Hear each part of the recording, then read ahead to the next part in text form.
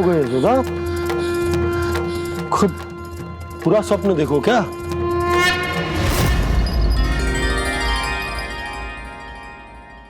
अरे वाकाना, आज तो समय से पहले ही तैयार होगा तू। तैयार तो होना ही था बाबा। इससे पहले कि राक्षस वृंदावन आकर विध्वंस करे, मुझे वन जाके उसका सामना करना है।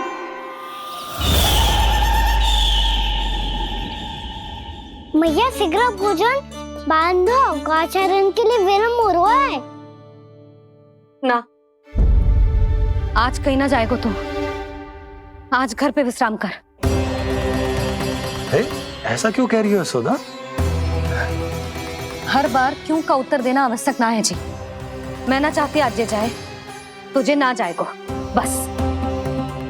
और जे ही क्यों, आज अन्य बालक भी वन में ना जाएंगे गौचारण के लिए। आप गोपो को भेज दो। पर मैया गौचरण कराना तो मेरा दायित्व है। और तेरी देखभाल करना, तुझे सुरक्षित रखना मेरा दायित्व है। बाबा,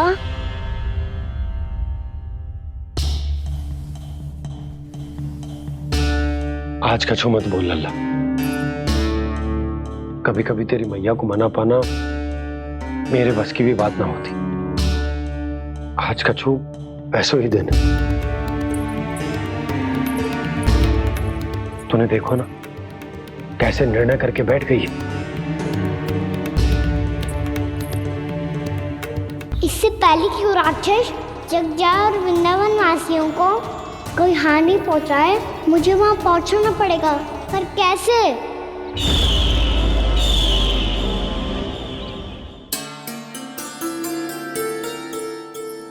मैया, जाने दो ना, हाँ तो क्या कहेंगे सब? कान्हा ने दूसरे दिन ही छुट्टी ले ली। जिसे जो कहना है कहे। मेरे लिए तेरी सुरक्षा से अधिक महत्वपूर्ण और कछु ना है। देख लल्ला, ना जाने क्यों मेरा मन कह रहा है कि आज वन सुरक्षित ना है। इसीलिए हट मती कर। आज किसी भी मूल्य पे जाने ना दूंगी तुझे।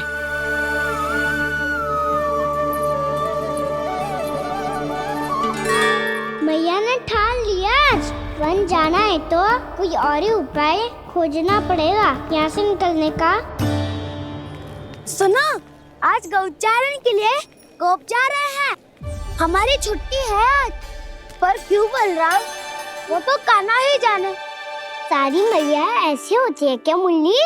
पहले सेमी कहती है कि बड़ी हो जाओ, सब कुछ नियम से किया करो, अनुशासन सीखो।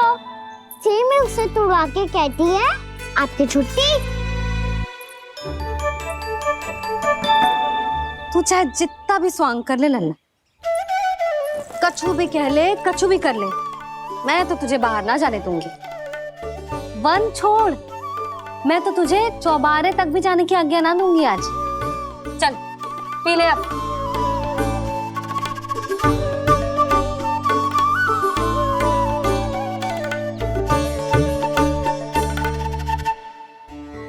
आप समझ नहीं रही हो, मैं नहीं गया तो बहुत बड़ी समस्या हो जाएगी मैया।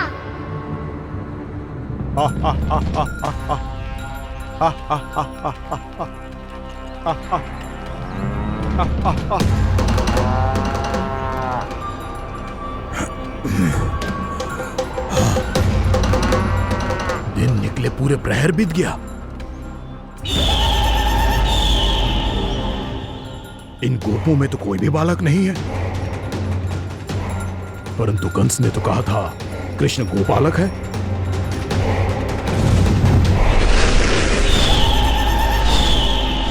लगता है मुझसे भयभीत हो गया है वो, तभी तो आज गौचारण के लिए नहीं आया। पर मैं भी वकासुर हूँ।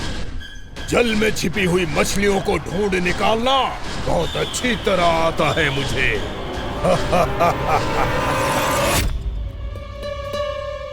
गोप और गैया संकट में है, मुझे शीघ्र ही वहाँ पहुँचने का कोई उपाय खोजना होगा। क्या सोच रहे हो? शीघ्र समाप्त कर। चल सिगरेट समाप्त करके भी क्या करूंगा मैया? आप मुझे कहीं तो जाने ही दूंगी ना। जाके सिखाओं के साथ भी ना खेल सकता। वो तो है, पर मैं भी तो हूँ, मेरे साथ तो खेल सकते हो है ना? सच्ची? सच्ची। जो मैं खेल बोलूंगा वही खेल खेलोगे आप? हाँ आप मिठोली खेलते हैं? बहुत दिन हो गए। ठीक है, पर पहली पट्टी तेरी आंख में बनने की लल्ला। मुझे शिकार है। चल पहले दूध समाप्त कर। पूरा समाप्त कर।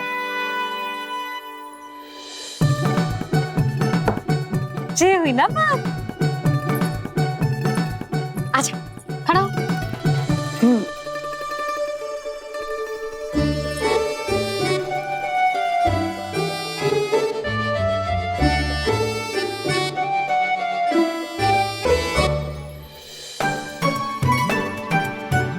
कुछ दिख तो ना रहा।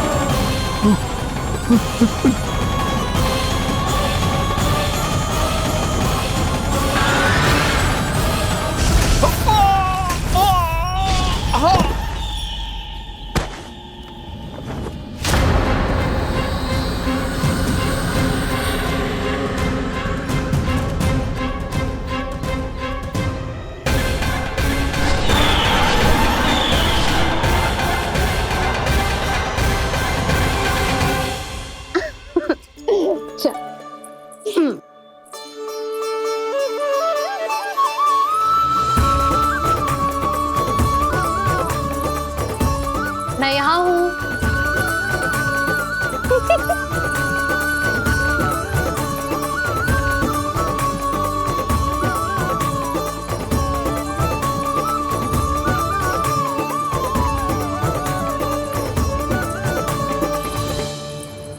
इससे पहले कि वो राक्षस किसी को हानि पहुंचाए, मुझे उस तक पहुंचना होगा।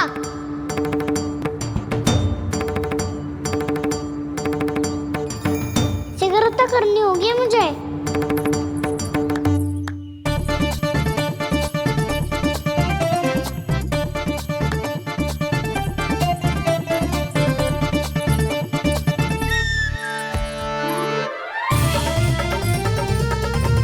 पकड़ लियो मैया, पकड़ लियो। हाँ हाँ पकड़ लियो। पर तू तो अभी वहां था ना, यहाँ कैसे आ गया? आप भी तो वही थी मैया। सिगरेट यहाँ कैसे आ गए? बहाना बनाने से ना बनूंगा मैं। चलो अब आपकी बारी। हाँ हाँ ठीक है।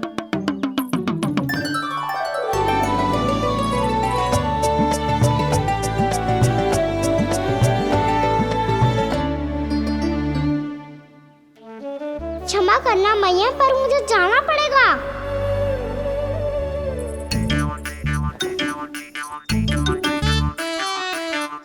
मैया पकड़ो मुझे। कहाँ है लल्ला?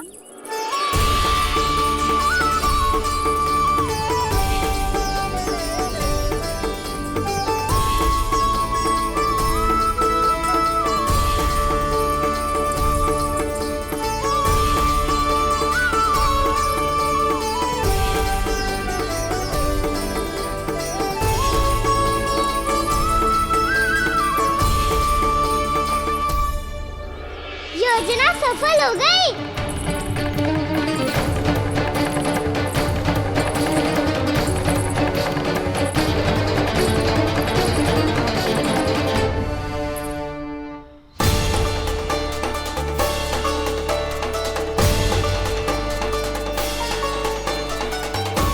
मुझे माफ करना मैया, आपको बिना बताए जाना पड़ रहा है।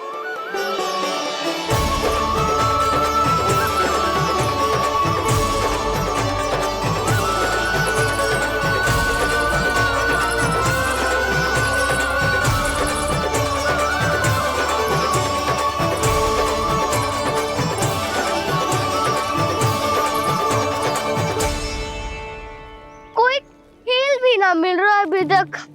कहना तो अभी बता दे तो। हो तो ना सुबल, वो देख।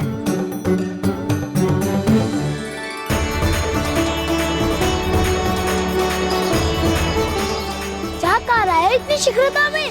वन की ओर जा रहा है, वो चालू कर रहे। चले। हाँ।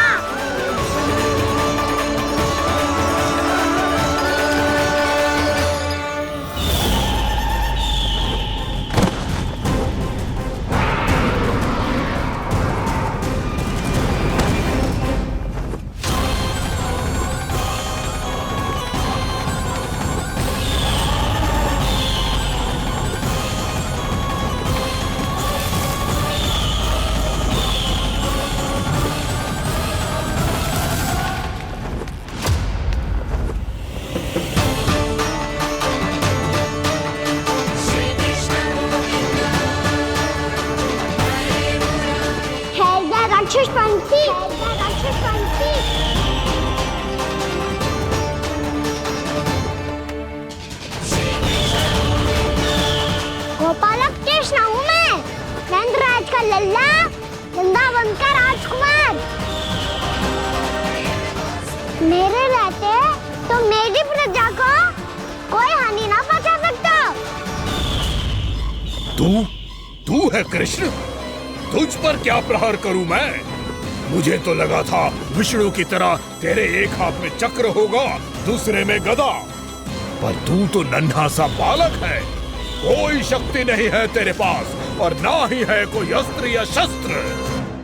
तेरा सामना करने के लिए मुझे अस्त्र और शस्त्रों की आवश्यकता ना है राक्षस। वकासुर नाम है मेरा, वही वकासुर जो अपनी बहन पूतना की हत्या का प्रतिशोध लेने आया है।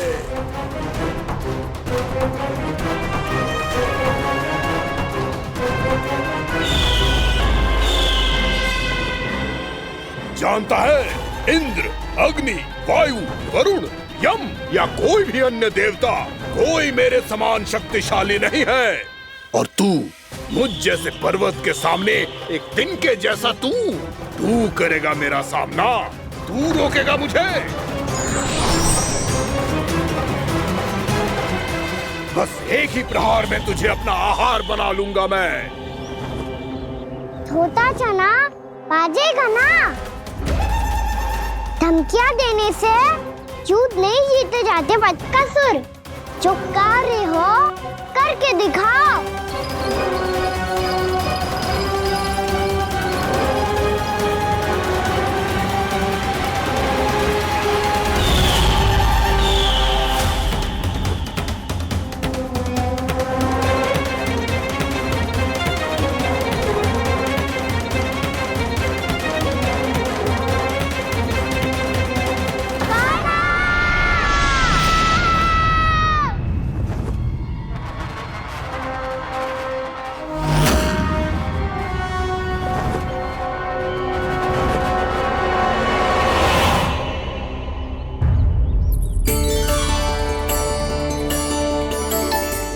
लल्ला, देख तेरी मैया थक गई है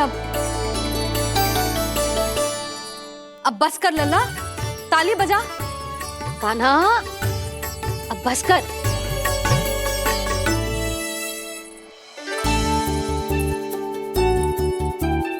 ताली बजा, ताली बजा, कोई संकेत तो दे, बता कहाँ है तू? पकड़ लिया।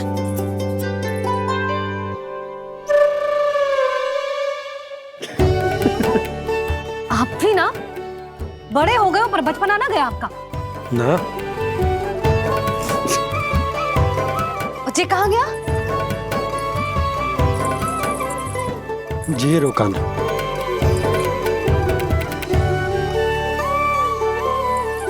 फिर से मेरे साथ छल करके भाग गए, और गए हो कहाँ? नंदराज, नंदराज, भानु, वो पंछी, राक्षस पंछी, बहुत बड़ा पंछी, भानु, राक्षस राक्षस। भानु क्या होगा? तुम बैठो, यशोदा जल लेकर आओ, बैठो।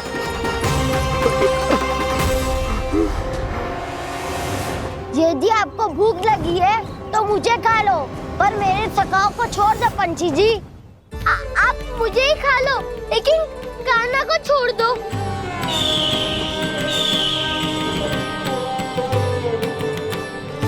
हम सबको खा लो, पर कान्हा को जीवन दान दे दो। कितनी अद्भुत है प्रभु के सखाओं की ये भावना कि सखा के प्राण को बचाने के लिए अपने प्राणों का त्याग करने को भी तत्पर हैं ये सब। देवराज, वैसे तो प्रभु क्षण भर में सब कुछ संभाल सकते हैं, पर हमें अपना कर्तव्य निभाना होगा। प्रभु की सहायता हमें करनी होगी। हाँ देवराज, प्रभु की सहायता करनी चाहिए हमें।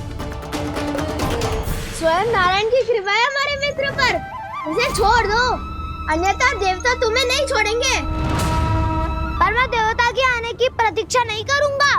मेरे भाई को इसी क्षण मुक्त कर दो असुर, या फिर मेरा सामना करने के लिए तैयार हो जाओ।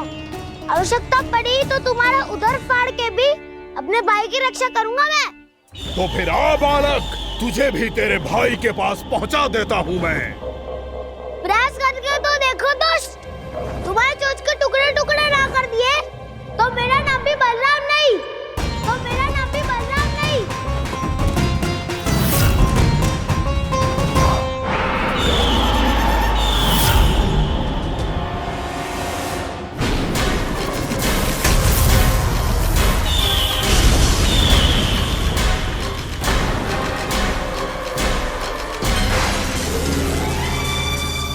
तेरी प्रार्थना स्वीकार हो गई मधु। हमारे कान्हा की रक्षा करने स्वयं देवता आ गए।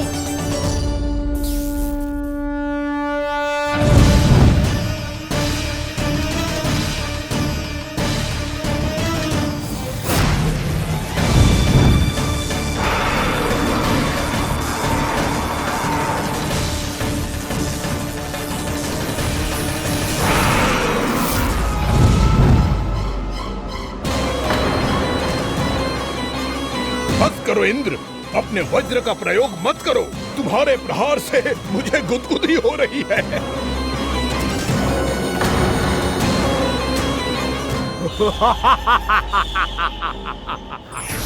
पर मेरी ज्वाला गुदगुदी नहीं करेगी वकासुर, जलाकर भस्म कर देगी।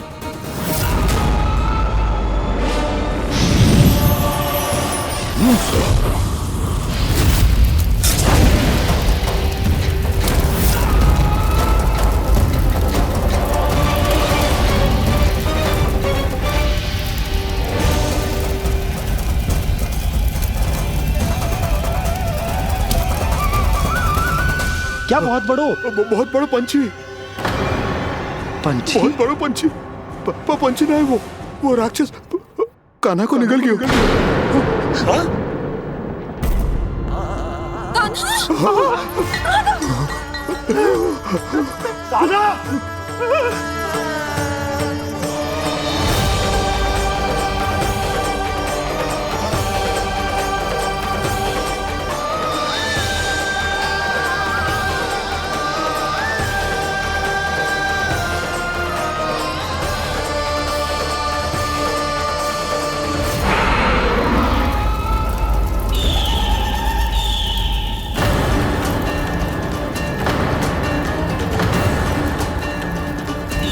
मेरे उदर की जठराग्नि भी तुम्हारी ज्वाला से अधिक तीव्र है अग्निदेव।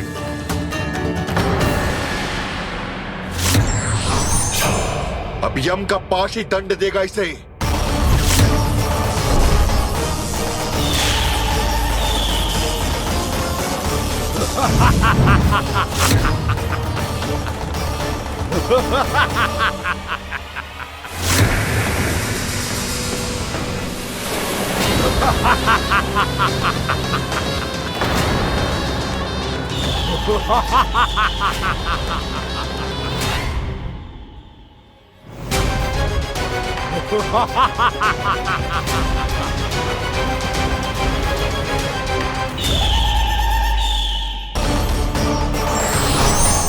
अब यम का पास ही दंड देगा इसे।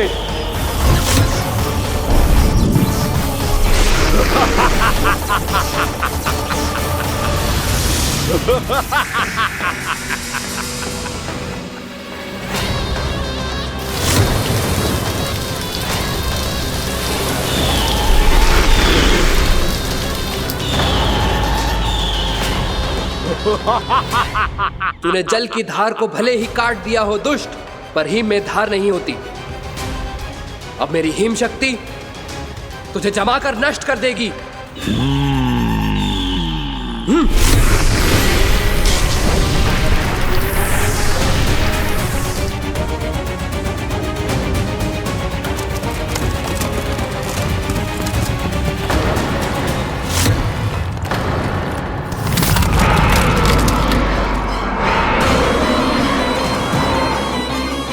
चंद्र, वरुण, यम, अग्नि, इंद्र, तुम में से कोई भी इस योग्य नहीं है कि मुझे पराजित कर पाए और इस विष्णु अवतार की रक्षा कर पाए।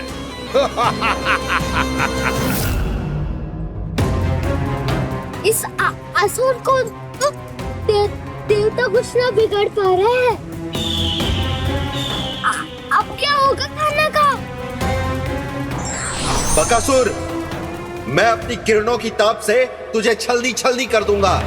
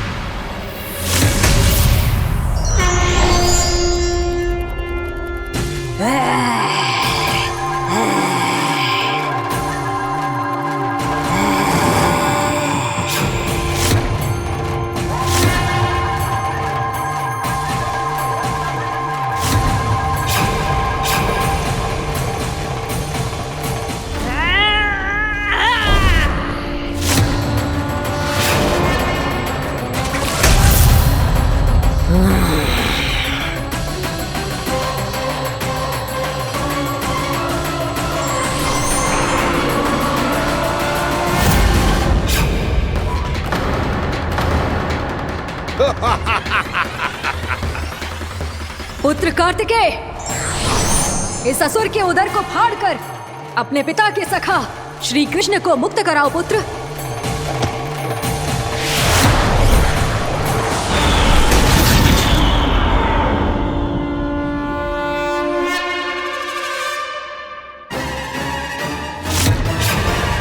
मैंने कहा था, तुम में से कोई भी मेरा बाल भी बांका नहीं कर पाएगा। तुम देवताओं का तो सामर्थ्य ही क्या, स्वयं देवों के देव महादेव भी मेरा कुछ नहीं बिगाड़ पाएंगे। कृष्ण को अपने उदर में ही पचा जाऊंगा मैं।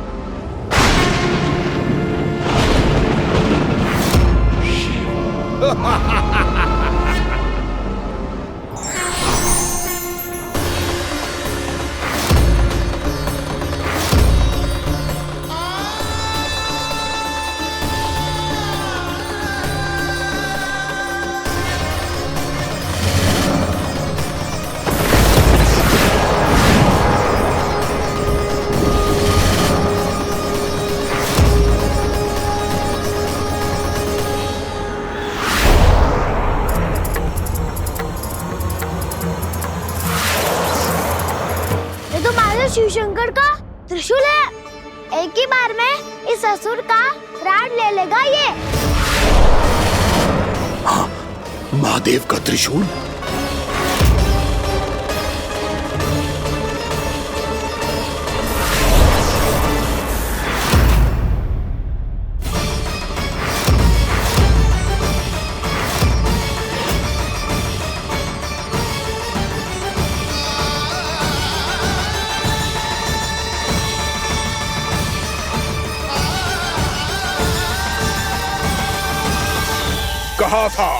कहा था मैंने, स्वयं महादेव भी मेरा कुछ नहीं बिगाड़ सकते।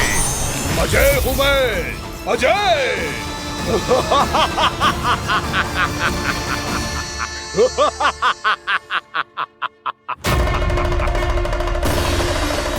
प्रभु, आपके त्रिशूल की महिमा तो अपरंपार है, तो फिर ये ठहर क्यों गया?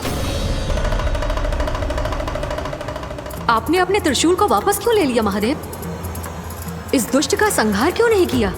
क्योंकि इसकी मृत्यु मेरे हाथों नहीं, मेरे सखा नारायण के अवतार श्री कृष्ण के हाथों ही होगी, और यही विधि का विधान है।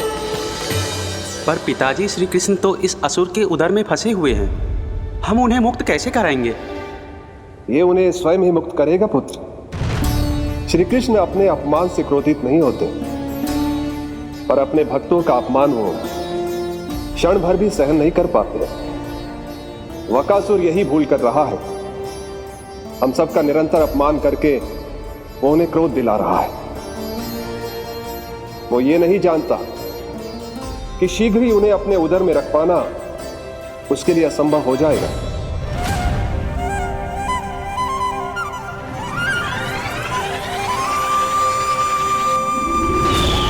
क्या हुआ महादेव?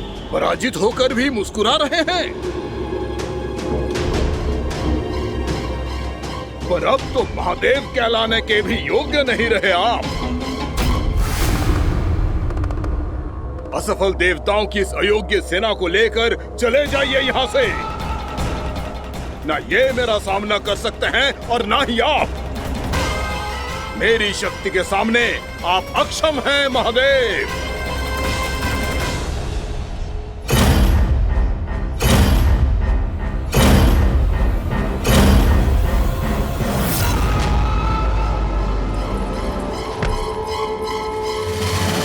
सुधा, जिस दुष्ट ने मेरे लल्ला को निगलो है ना, भीतर से जलेगो, छटपटाएगो, पीड़ा से कराएगो।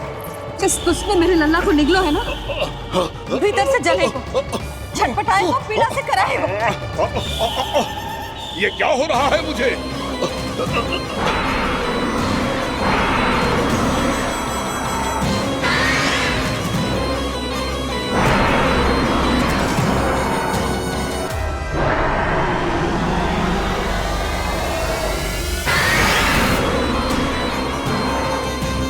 मुझे ऐसा क्यों लग रहा है जैसे भीतर से जल रहा हूं मैं? ये क्या हो रहा है मुझे?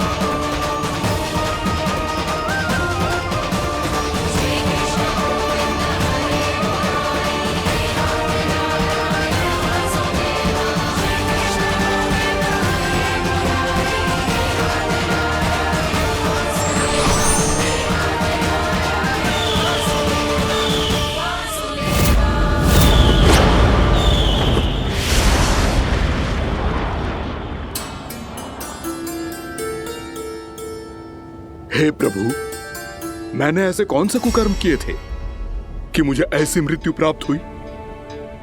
और ऐसे कौन से सुकर्म किए थे कि आपके हाथों से मुझे मोक्ष प्राप्त हुआ है प्रभु? उसी में स्मरण करो, हे जरीस की पुत्र वक्कासुर। स्मरण करो, कैसे अपने पिता की तरह अभिमान से भरे हुए थे तुम। स्मरण करो, कैसे हमें पराजित करने के लिए पूरी सृष्टि को संकट में डाल दिया था तुमने, और हमें विवश होकर पराजय स्वीकार करनी पड़ी थी। स्मरण करो, कैसे तुमने देवराज इंद्र का छत्र चुरा लिया था।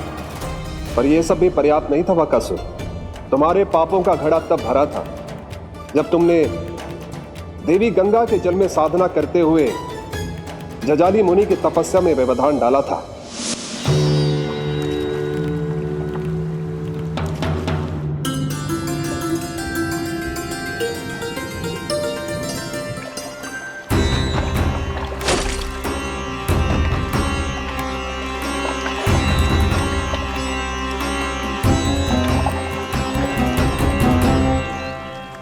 रुक क्यों गए चालक? नौका को आगे की ओर ले चलो। आगे बढ़ना उचित नहीं होगा महाराज। यहाँ से कुछ ही दूरी पर जालजली मुनि तपस्या कर रहे हैं। तो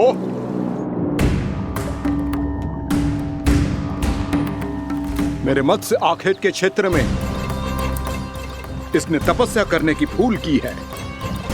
मेरे ही राज्य में मेरा कोई क्षेत्र मेरे लिए वर्जित हो, यह मुझे स्वीकार नहीं है।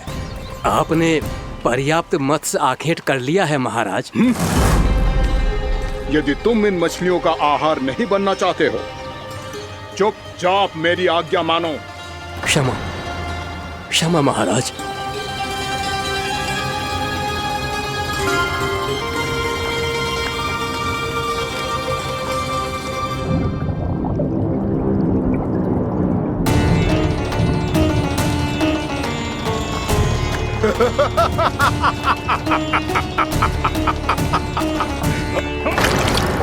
मुनिवर, रक्षा कीजिए, रक्षा कीजिए मुनिवर। हमारे प्राण बचाइए मुनिवर, मुनिवर हमारे प्राण बचाइए।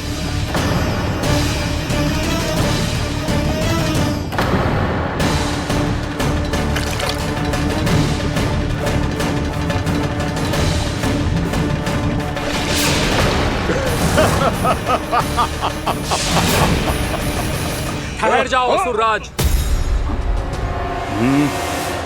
इन मछलियों को हानि ना पहुंचाओ। क्यों मुनि?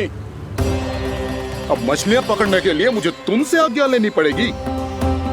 तुमने तपस्या करने से पहले किससे आज्ञा ली थी? माँ गंगा से। इस जल में रहने वाली सभी मछलियों से इस उपकार के बदले इन सभी मछलियों को रक्षा करने का वचन दिया था। इसीलिए असुरराज, मैं शांति से कह रहा हूं, इस स्थान को अशुद्ध ना करो। चुपचाप यहां से चले जाओ, नहीं तो इसका परिणाम अच्छा नहीं होगा।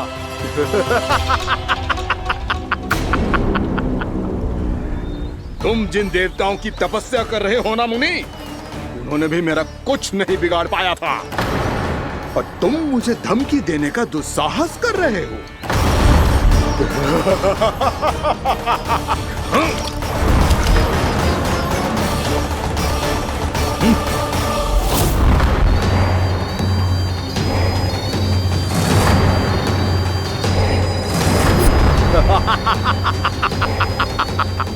मूर्ख, विचारों से तो तू राक्षस है ही, और स्वभाव से उस बगुले की तरह है जो भूख ना होने पर भी उन निर्दोष मछलियों को आहार बनाता रहता है। इसलिए अभी इसी क्षण से तू बगुला का जीवन जिएगा। ये मेरा श्राप है, ये मेरा श्राप है।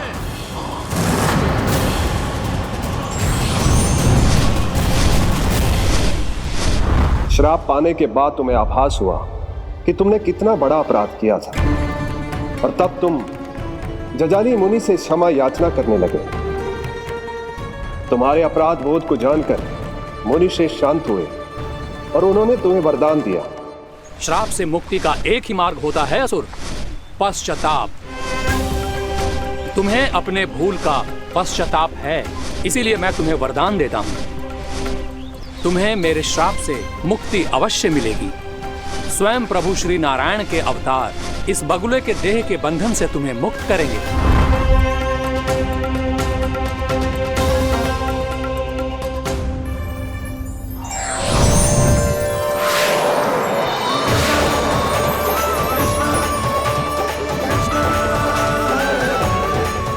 हम स्वीकार करें प्रभु।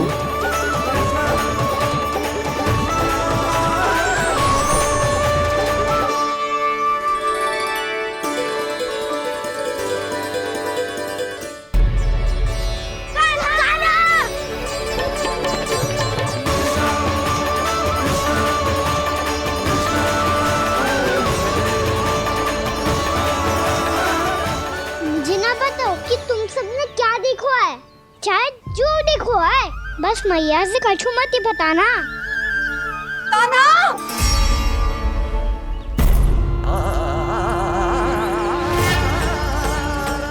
कान्हा! मेरा लल्ला!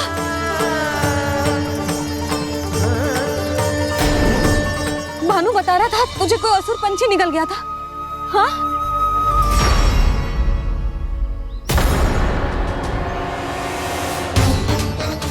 हे नारायण, ये क्या है?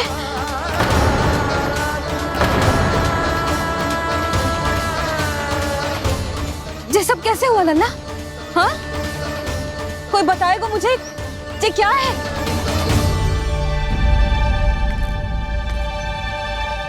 श्रीधामा, मधुमंगल, चिची को सब कुछ बता दो। ये असुर पक्षी मुझे निगलने वाला था रानी भाभी, तभी अंतिम क्षण में कान्हा ने आके मुझे बचा लियो। और ये असुर पक्षी ने कही कि यह है वृंदावन का राजकुमार, नंदराज का लल्ला। इसके होते कोई भी वृंदावन वासियों को हानि ना पहुंचा सकते। रानी भाभी, कान्हा ने अपने प्राणों की चिंता ना करी और इस क्रूर राक्षस से भिड़ गयो और इस राक्षस पक्षी ने इसे निगल लियो। इतना पर्याप्त है भोला काका, सब कुछ बताने की आवश्यकता नहीं है।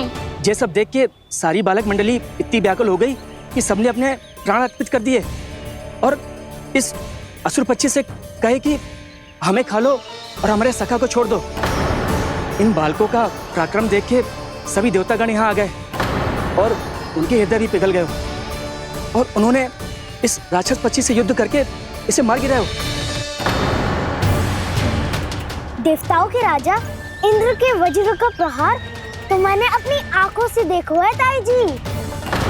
और फिर उसके बाद अग्निदेव ने अग्निवस्त्र का प्रहार किया। जय ना काकी, वरुण देव, कार्तिकेय, यमदेव सबने मिलके युद्ध किया इस राक्षस से। कहा था अभी मत बोलना। अरे सब मिलके फंसा दोगे मुझे। स्वयं माँ भद्रकाली, हमारे शिव शंकर भी आए थे छोटी माँ। जाओ आप भी। बाबा साईता, मुझे लगता है कि ये कान्हा भी इन्हीं देवताओं में से एक है। संभव तो है चीची, स्मरण है पूतना और तृणावर्त के आक्रमण के समय भी ऐसा ही हुआ था। सभी राक्षस मारे गए थे पर अपने कान्हा को एक खरोच तक न आई थी। हाँ जीजी, मुझे लगता था कि श्री नारायण की विशेष कृपा है हमारे कान्हा पे, पर अब तो देख के लग रहा है कि हमारा कान्हा ही स्वयं श्री नारायण है। या फिर उनका अवतार है ये। अरे बस करो तुम सब, ऐसा कछु ना है। अरे जितनी बात सुनी है उससे तो यही लग रहा है कि कान्हा देवताओं और असुरों की युद्ध के बीच में फंस गया था। उसका इस सब से कोई लेना देना ना है। तो फिर इसके तन पे एक भी खरोच क्यों ना आया नंदराज? हाँ,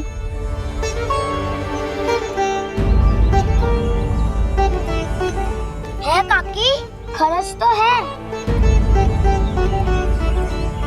दिखा लल्ला। भैया बात भी आ रही है, कुछ करो ना। चिकोपिया भी ना अति करती है। श्री नारायण का अवतार हो तो इतनी तनिक सी खरोच पे ऐसे रो तो क्या? बस बहुत होगा। अब तो तुम सबने सीमा ही पार कर दी है। कभी से श्री नारायण बुलाते हो, कभी श्री नारायण का अवतार। तनिक कछु हो ना जाता है कि तुम सब कहानियां बुनने लगती हो। जे बस साधारण सा बालक है, मेरा लल्ला है जे, इसे भगवान मत ही बनाओ।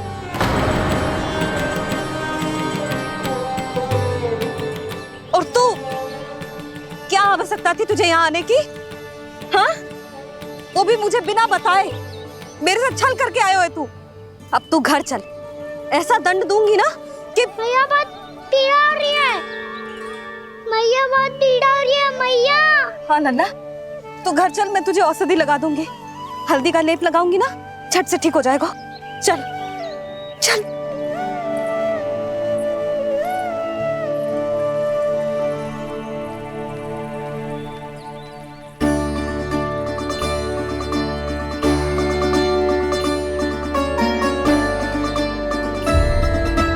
मैया बहुत पीड़ा हो रही है मैया।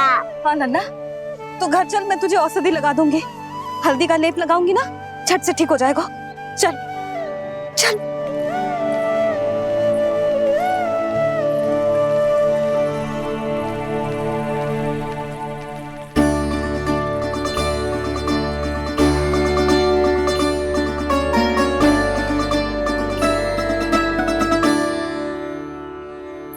बस लल्ला बस, रो मत। चल चल चल, आजा। अभी औषधि लगाऊंगी ना, तेरी सारी पीड़ा लुप्त हो जाएगी। आजा आजा, बैठ जा लल्ला। अभी आई मैं। हाँ,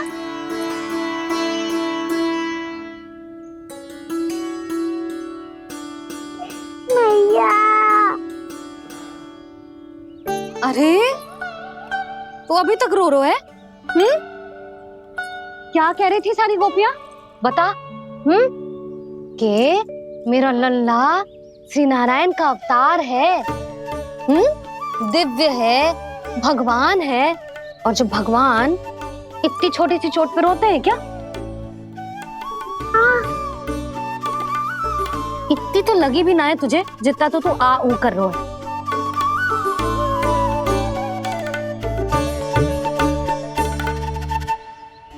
आओ ना, करूंगो।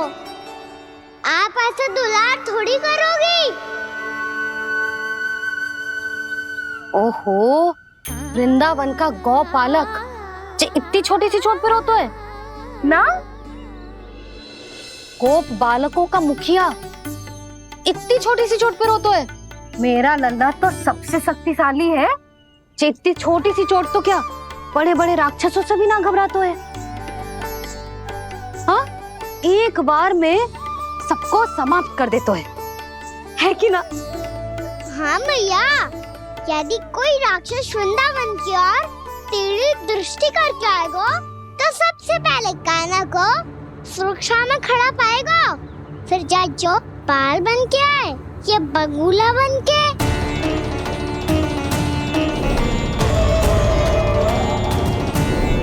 ना लल्ला, सोचो भी मती। वृंदावन की सुरक्षा करना तेरा दायित्व ना है। तुझे और कोई संकट का सामना करने की आवश्यकता ना है। अभी तो मेरी पीड़िता का हरण कर रही थी, अचानक से क्या हो गया मैया को? कोई आवश्यकता ना है तुझे ऐसे संकटों का सामना करने की। आने दे आज तेरे बाबा को, सीधा सीधा बोल दूंगी। बहुत हो गए उनके तर्क वितर्क। मेरा फूल सा लल्ला वन में अकेले गौचारण के लिए ना जाए को। आज बगुले ने निकल लियो, कल कछु और हो जाए तो? नारायण ना करे, कहीं कछु ऊंच नीच तुझे कछु हो जाए तो? मैं तो जीते जी मर जाऊंगी।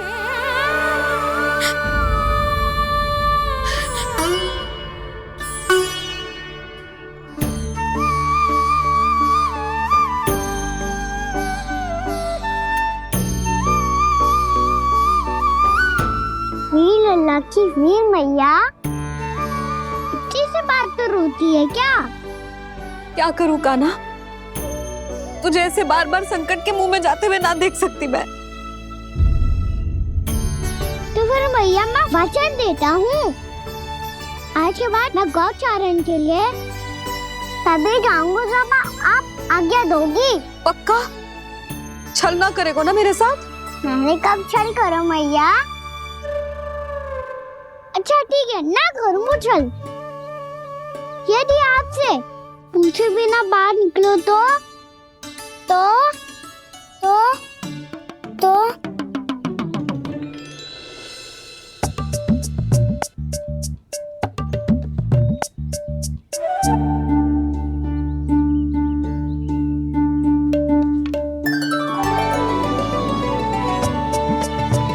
ये रही आपकी छड़ी और ये रही मेरी पीठ।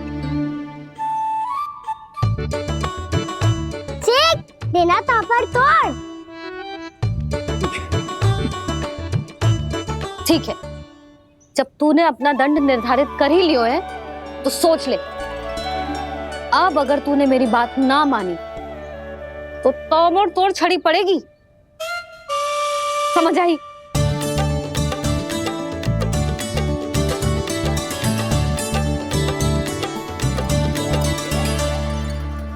अच्छा ही है कि कान्हा कुछ दिन घर ही रहे। आज वन में जो हुआ है अवश्य कंस ने ही करवाए हुए वो सब।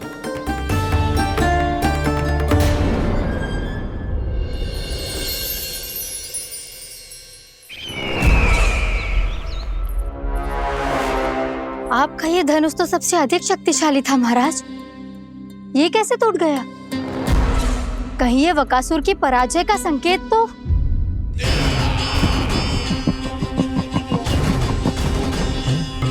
प्राप्ति, लगता है तुम्हें शुभ समाचार मिला नहीं। उस बकासुर ने उस विष्णु अवतार को जीवित ही निगल लिया है। अरे अब तक तो उस नन्हे से बालक को पचा भी चुका होगा वो। उसके तन में रक्त बनकर वो विष्णु अवतार और उसकी शक्तियां दौड़ रही होंगी। क्षमा कीजिए महाराज। क्षमा कीजिए, इस अशुभ से मुख से शुभ समाचार आने दो। माथे के बल को ढीला करो, चेहरे पर मुस्कान लाओ और कहो, महाराज, वृंदावन में मातम फैल चुका है। मैं ऐसा ही करता महाराज, यदि सूचना सत्य होती तो।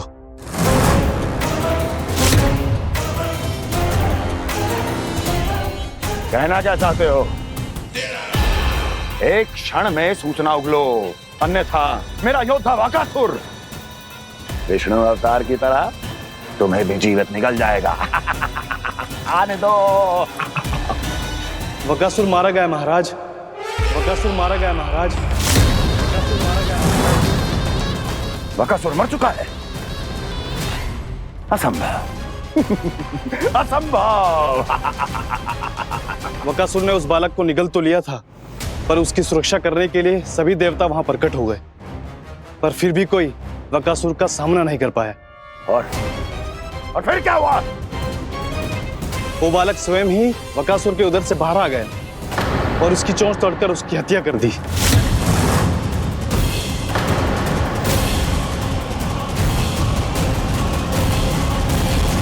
वन में बकासुर की चोंच टूट गई और यहाँ आपका ये धनुष।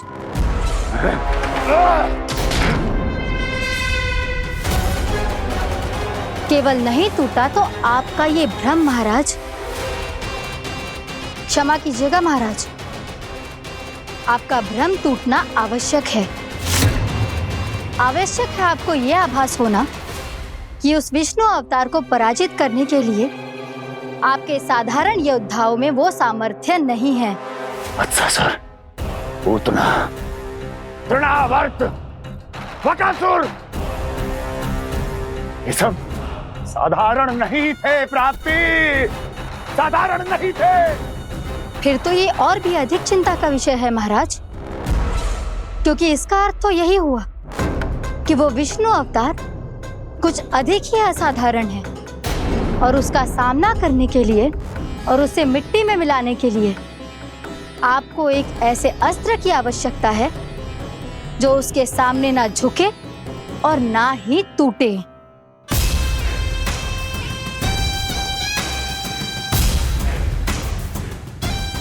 तो फिर मैं ऐसा ही अस्त्र ढूंढूंगा, चाहे आकाश पाताल एक क्यों ना करना पड़े मुझे। 10 दिशाएं 14 भुवन क्यों ना नापने पड़े मुझे, मैं उस असतर को अवश्य ढूंढ निकालूंगा जो उस विष्णु अवतार के प्राणों की डोरी इस धनुष की तरह तोड़ सके।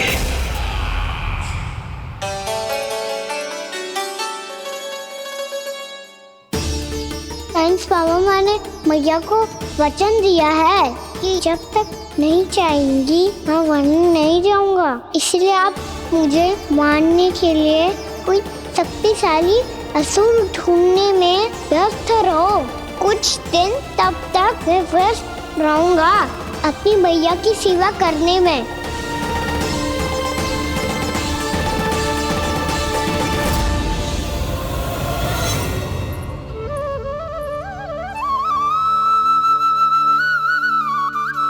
लो मैया, तुलसी जी को चढ़ाने के लिए जल।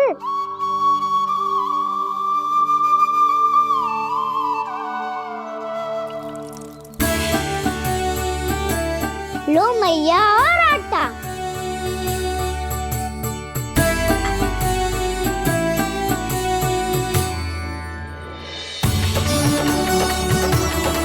लो मैया, बेलन।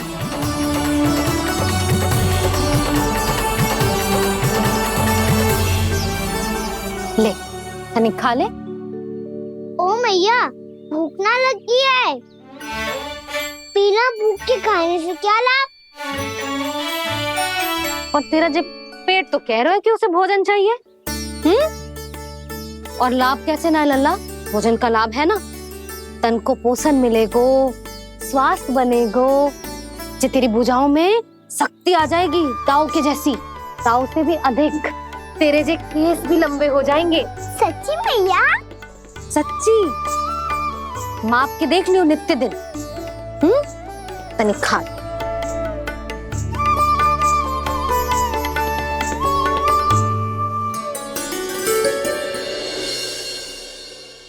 मान के मैया का कहना, छक के भोजन खाते हैं,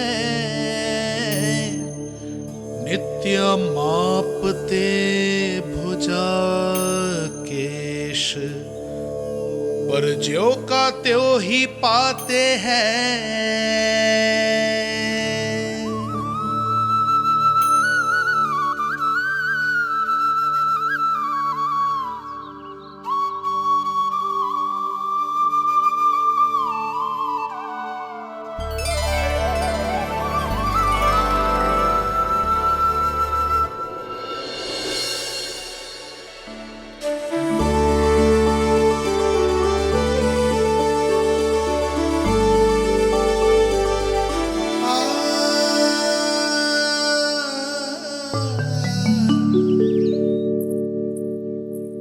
ले लल्ला, फल खा ले। ना, मुझे ना खाने फल वल। क्यों?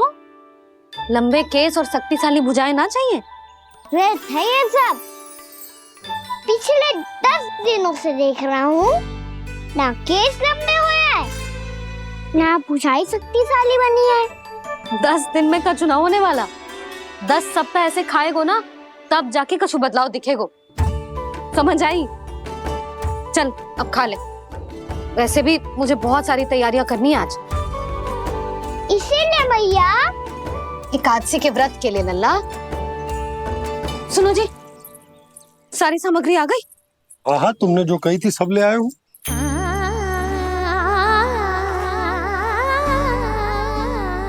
इसमें नारियल तो है ही ना, उसके बिना मैं एकादशी की पूजा कैसे करूंगी? यशोदा, मैंने भोला से कह दिया, वो लेकर आते ही होगा।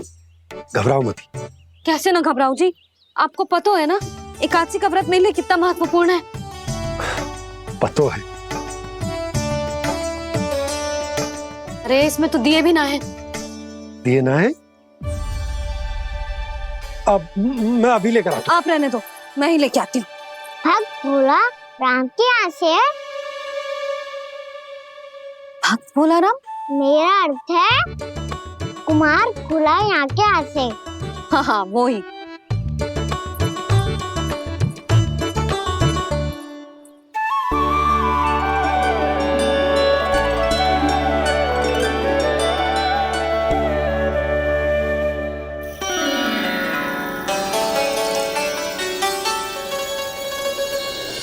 श्री हरि, श्री हरि, मेरे श्री हरि।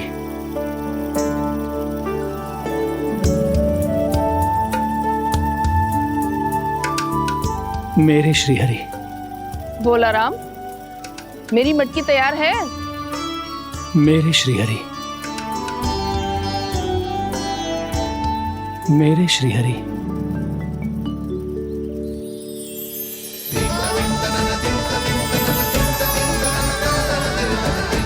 भोला राम,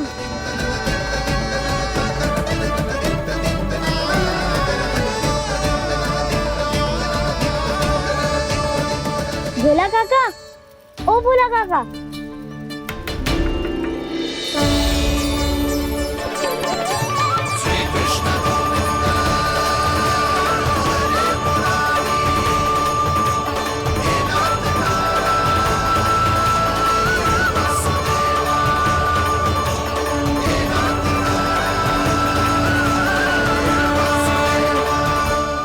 अरे श्री हरि प्रसन्न हो गए। मेरे श्री हरि आ गए, मेरे भगवान आ गए। मेरे श्री हरि आ गए, मेरे भगवान आ गए। मेरे श्री हरि आ गए, मेरे भगवान आ गए। मेरे श्री हरि आ गए, मेरे भगवान आ गए। मेरे भगवान आ गए, मेरे घर मेरे भगवान आ गए।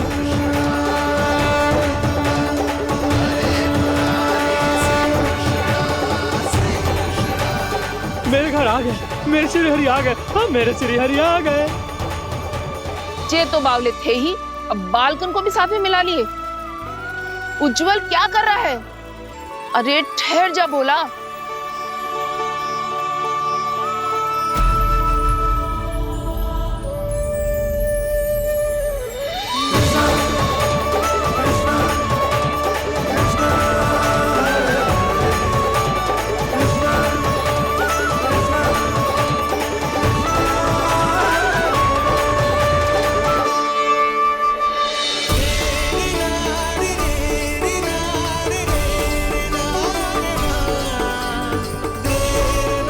प्रेम से बुलाओ, आएंगे हरि भी।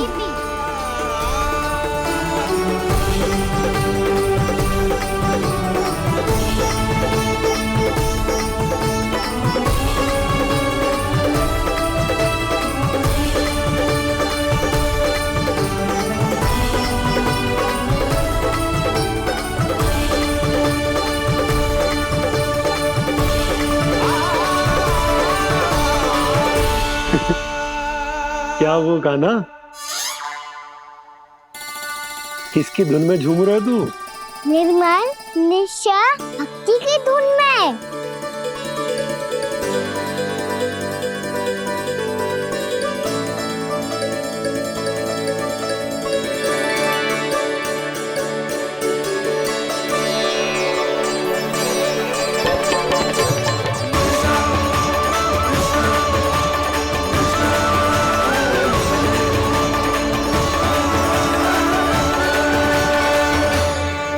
अरे क्या हो गया इन्हें? बावले हो गए हैं क्या? ठहरो, कोई आवश्यकता ना है ऐसे बावलों की तरह नाचने की।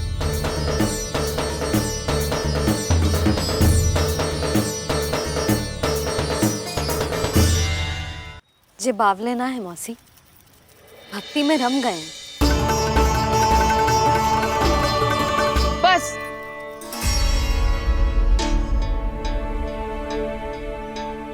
हम सब कब से खड़े हैं यहाँ, पर तुम्हें कुछ ध्यान ही रहा है।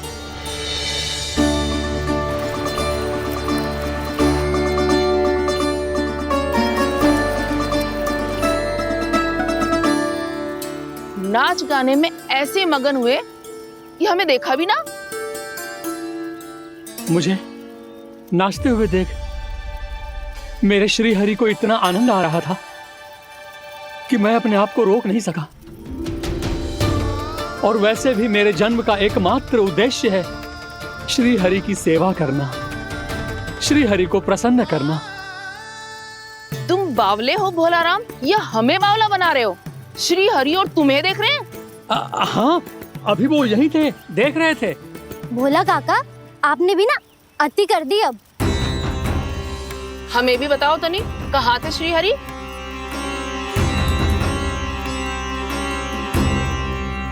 ना जाने अपना उपहास करवाने में क्या आनंद आतु है इन्हें।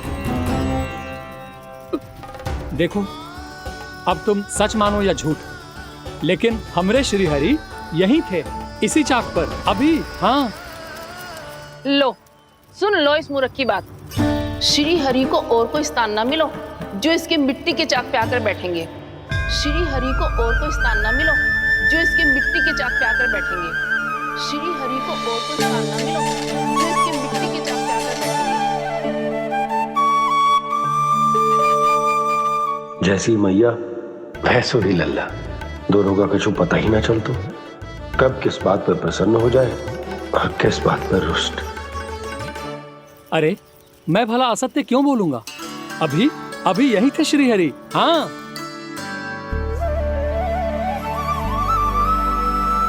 हाँ, जैसे श्री हरि को तो कोई कार्य है ही ना, वो तो आतुर होके बैठे रहते हैं कब तुम हरि हरि बुलाओ और वो दौड़े चले आए। भगवान तो भक्तों के पास आने के लिए सदैव आतुर रहते हैं, बल्कि सत्य तो यह है कि भक्तों के मन में ही निवास करते हैं भगवान।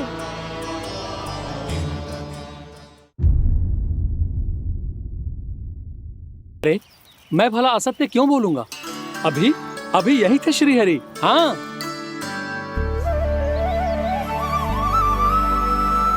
हाँ, जैसे श्री हरि को तो कोई कार्य है ही ना, वो तो आतुर होके बैठे रहते हैं कब तुम हरि हरि बुलाओ और वो दौड़े चले आए। भगवान तो भक्तों के पास आने के लिए सदैव आतुर रहते हैं, बल्कि सत्य तो यह है कि भक्तों के मन में ही निवास करते हैं भगवान। भगवान तो भक्त के पास आने के लिए सदैव ही आतुर रहते हैं शंकरी मौसी। बल्कि सच्ची बात तो ये है कि भगवान हमारे मन में ही निवास करते हैं। कम से कम तू तो इसे बढ़ावा मत दे जशोदा। जब देखो जब हरि नाम की रट लगाए रहते है। हरि बोलते बोलते ऐसो बावलो होता है कि सारा कार्य भूल जाता है। 2 दिन से अपनी मटकी के लिए चक्कर काट रही हूँ। अभी तो एक चक्कर और लगाना होगा आपको। आपकी मटकी तैयार हो गई है, अभी लाता हूँ।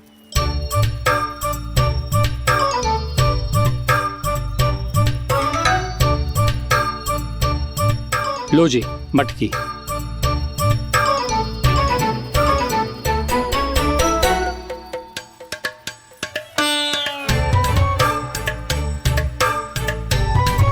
इस कच्चे मटके का क्या करूं मैं?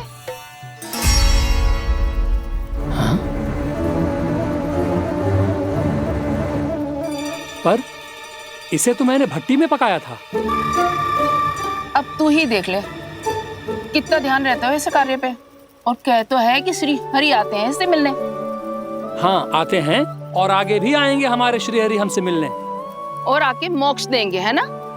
मांगूंगा तो मोक्ष भी दे देंगे, मांगूंगा तो मोक्ष भी दे देंगे, मांगूंगा तो मोक्ष भी दे देंगे। अभी तो ये बता कि तू मुझे मेरी मटकी कब देगो? और मेरी मांग कब पूरी करोगी भोला राम जी?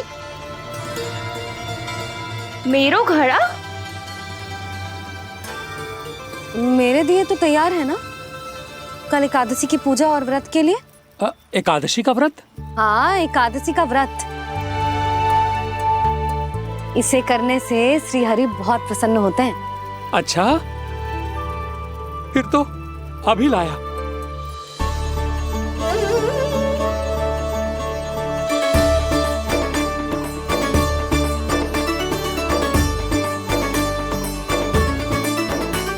लो जी आपके दिए।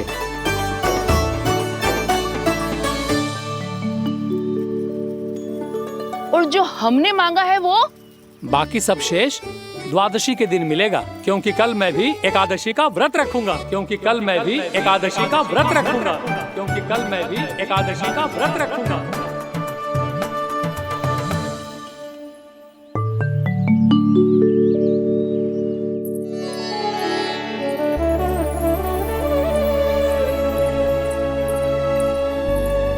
जानकी, फूलों का प्रबंध हुआ कि ना? हाँ भाभी, जे रहे। सदैव विलंब कराती है। पर भाभी इस बार तो फूल समय से ही लाई थी।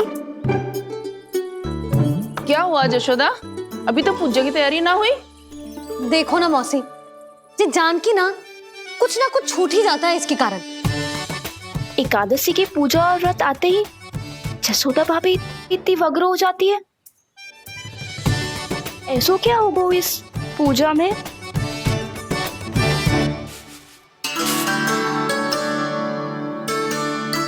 ये थाली में रोली चंदन रखने से, दिया जलाने से के होगो? आपको पता भी है एकादशी का व्रत क्यों रखते हैं? क्या महत्व है इसका? लो, जे तो मैं जसोमती रानी से पूछना भूल ही गया। पर हाँ भगवान, मेरे लिए इतना ही पर्याप्त है कि इस व्रत को रखने से मेरे श्रीहरि हमसे प्रसन्न हो जाएंगे।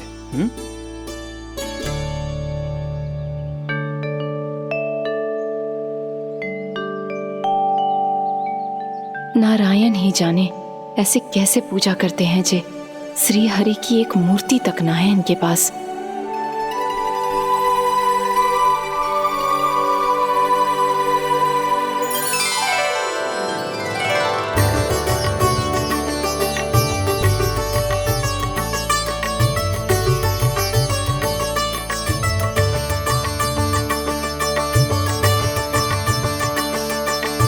प्रभु, न तो मेरे पास मूर्ति है और ना तो इस व्रत के विधि विधान के बारे में मुझे जानकारी है और ना ही मुझे इसके महत्व के बारे में जानकारी है, पर फिर भी मैं करना चाहता हूं।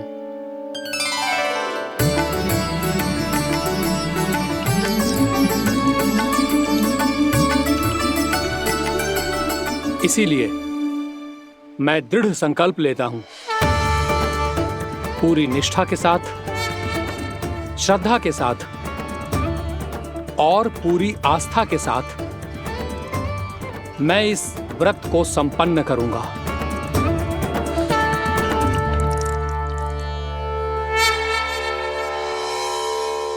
हम संकल्प लेते हैं कि एकादशी के व्रत को पूरी निष्ठा के साथ संपन्न करेंगे।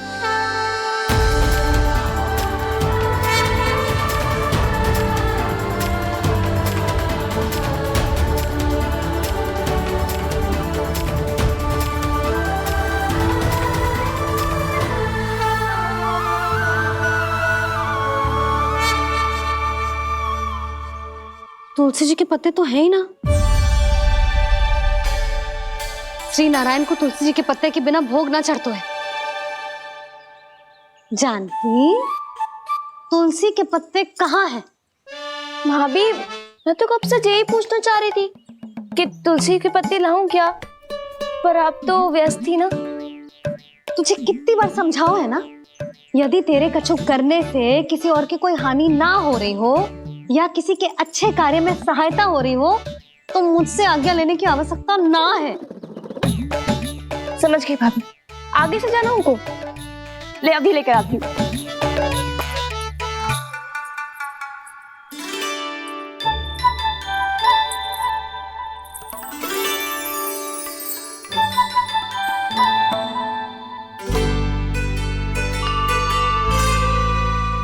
ताऊ, आपने पहले ये व्रत करो है? आपको इसका महत्व पता है? भाभी चल। जानकी, तुमने ये व्रत करो है? फिर तुमको इसका महत्व पता है? सुमति जी, आपको पता है इसका महत्व? कान्हा, क्यों तंग कर रहे हो सबको? मैया, सबने करो ये व्रत, मुझे भी करना है।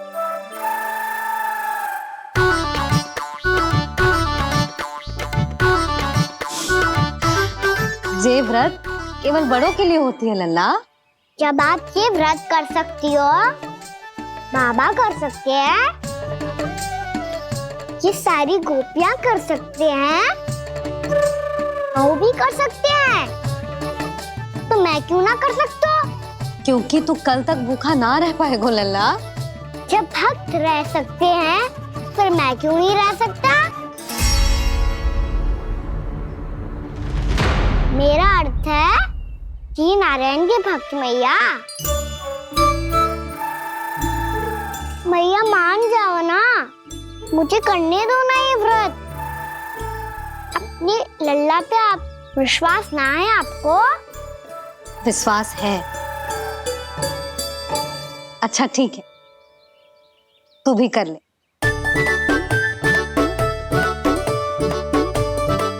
पर मैया व्रत की कथा तो सुनाओ, मैं तो अबध हूँ ना। मुझे कैसा पता चलेगा कि ये व्रत करते क्यों हैं?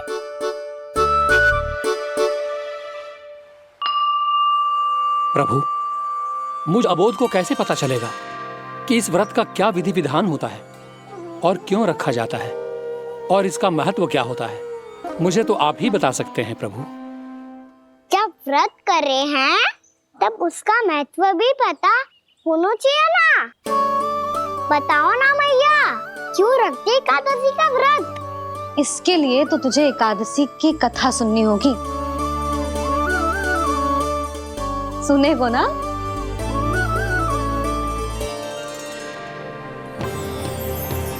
वसुदेव सुतं देवं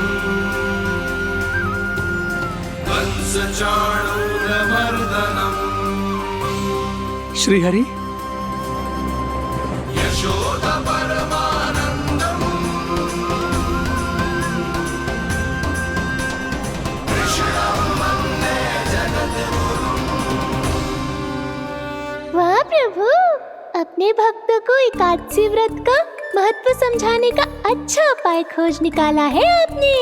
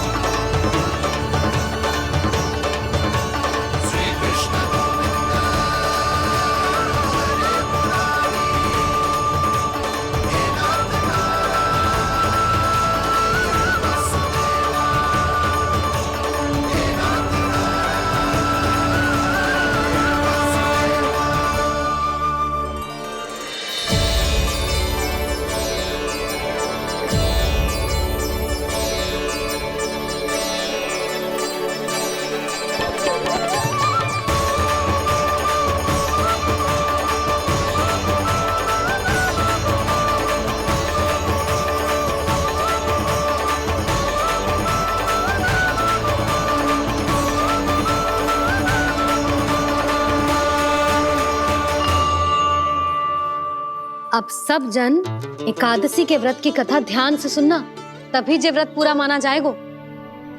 समझो लल्ला?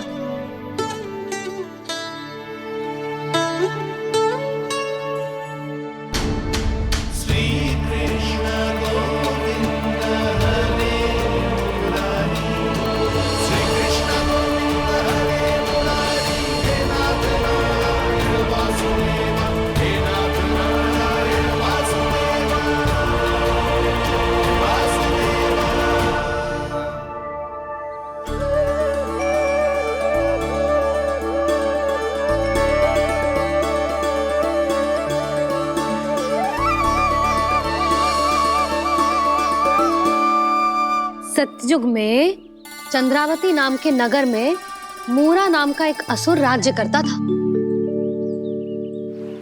ओम ब्रह्मदेवाय नमः। ओम ब्रह्मदेवाय नमः। ओम ब्रह्मदेवाय नमः। ओम ब्रह्मदेवाय नमः।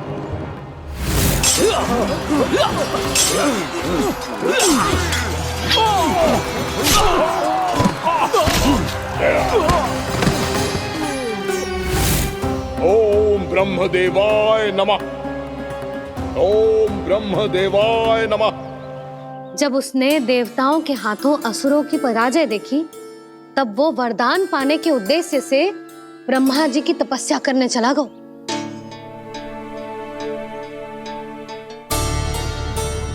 शीघ्र ही मूरा की तपस्या सफल हो गई और ब्रह्मदेव जी उससे प्रसन्न हो गए। ओम ब्रह्मदेवाय नमः।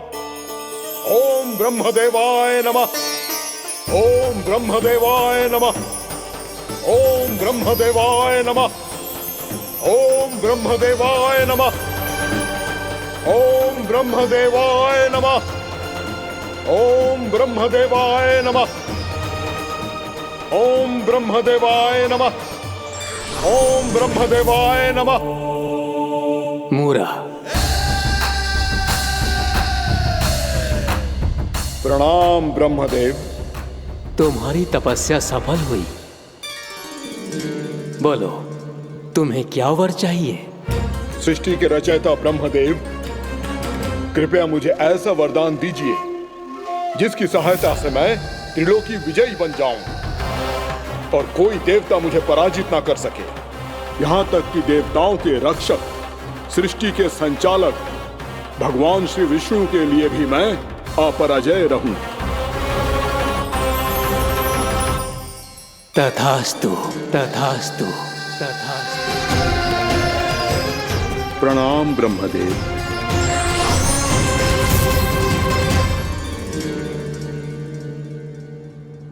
ऐसा वरदान पाकर मूरा बहुत अभिमानी होगा।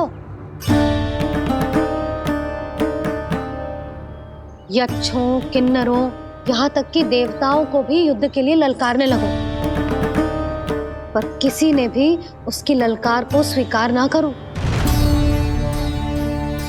क्योंकि सभी उसकी शक्ति से बहुत भयभीत थे और उसके सामने युद्ध किए बिना ही अपनी पराजय स्वीकार करने लगे। और फिर दंभ में आके उसने स्वर्ग लोक पर भी आक्रमण कर दिया और देवराज इंद्र तक को चुनौती दे डाली।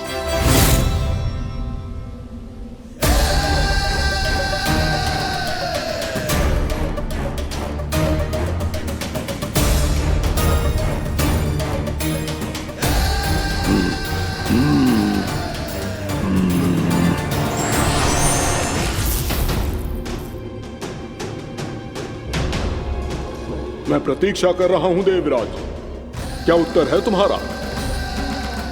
मुझसे युद्ध करोगे या फिर बिना लड़े ही पराजय स्वीकार कर मेरे अधीन हो जाओगे और सौंप दोगे मुझे अपना ये स्वर्ग लोक? सारी शक्ति तुम्हारे मुख में है या कुछ बाहुबल भी है तुम्हारे पास? मैं तुम्हारी चुनौती स्वीकार करता हूं मूरा, मैं तुम्हारी चुनौती स्वीकार करता हूं मूरा।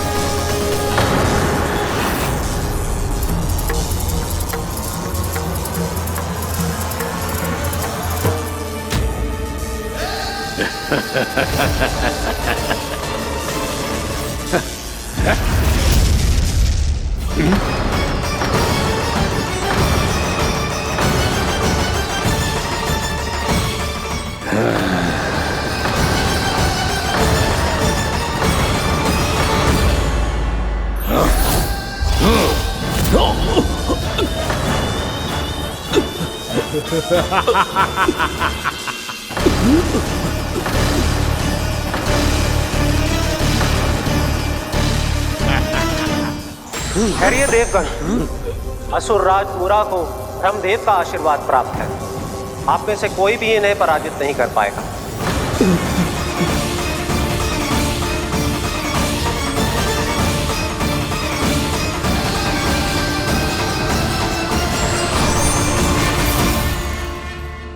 एक अवसर और देता हूं देवराज, युद्ध या अधीनता, क्या उत्तर है तुम्हारा देवराज?